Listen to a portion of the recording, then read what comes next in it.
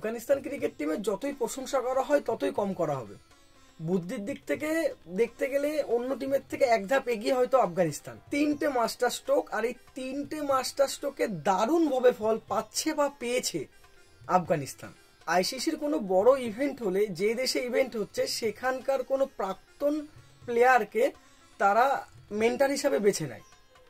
2023 সালে যখন ODI world cup হয়েছিল ইন্ডিয়াতে, তখন আফগানিস্তানের মেন্টর ছিল অজয় জাদেজা। এই Ajay Jadeja Indian player, Indian কন্ডিশনে কি করে খেলতে হবে সেটা নিশ্চয়ই সে ভালো করে জানে। তো তার ফলস্বরূপ পাকিস্তান, শ্রীলঙ্কা, ইংল্যান্ডকে আফগানিস্তান হারিয়েছিল। এমনকি সেমিফাইনালে উঠে যেত যদি সেদিনকে ম্যাক্সওয়েলের মাথায় যদি কিছু ভর না করতো। চলে আসি 2024-এর টি-20 ওয়ার্ল্ড কাপ। 2024-এর টি-20 ওয়ার্ল্ড কাপ হয়েছিল ওয়েস্ট ইন্ডিজ আর ইউএসএতে। তো সেই সময় নতুন মেন্টর হয় আফগানিস্তানের ব্রাভো ওয়েস্ট ইন্ডিজের প্লেয়ার। ওয়েস্ট ইন্ডিজের কন্ডিশন সে ভালো বুঝতে পারবে। তার ফলস্বরূপ আফগানিস্তান সেমিফাইনালে পৌঁছায়।